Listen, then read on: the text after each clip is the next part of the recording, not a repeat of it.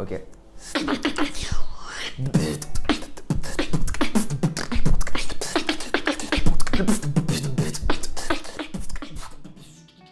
m'appelle Antoine, mon nom de scène c'est Andro, j'ai 29 ans. J'habite à Noisy-le-Sec depuis maintenant 3 ans. Et mon métier c'est musicien et plus précisément beatboxer, donc faire de la musique avec la bouche, et compositeur de musique via l'ordinateur. Dans le Bronx, donc un quartier historiquement très pauvre à New York, c'est là qu'est né le hip-hop. Donc on a le rap, le graphe, le DJing, la danse et le beatbox.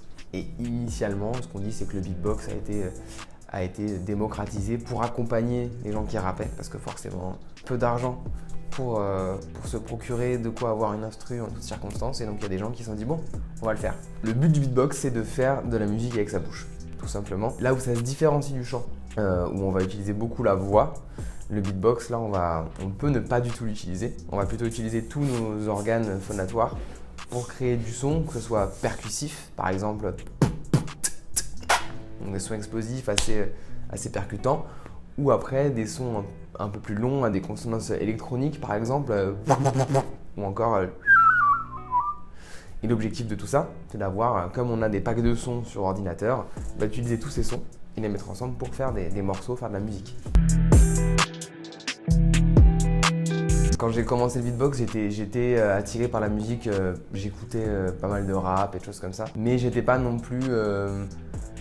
j'avais pas une envie énorme d'aller sur scène et de performer et de faire des projets musicaux. Je suis parti vraiment faire ma carrière de développeur informatique.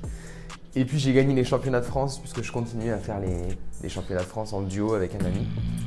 J'ai gagné, donc je me suis investi dans d'autres projets. Et puis petit à petit...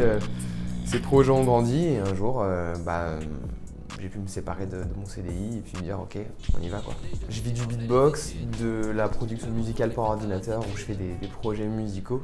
Alors avec le Svendro, du coup ce qu'on fait en ligne, donc Svent et moi-même Andro, on a fait la contraction de nos deux noms, Svendro. Et en ligne, donc on a commencé par créer des vidéos, des tutos.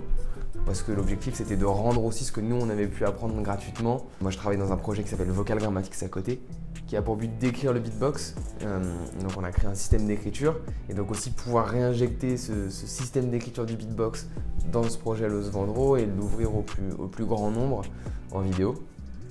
Et puis aussi être beaucoup présent sur les réseaux sociaux comme TikTok. On a fait un stage à la Microfolie pendant une petite semaine où j'ai eu 6 groupes de jeunes et c'était cool. Il y en a un que j'ai revu 3 fois et un groupe qui changeait à chaque jour.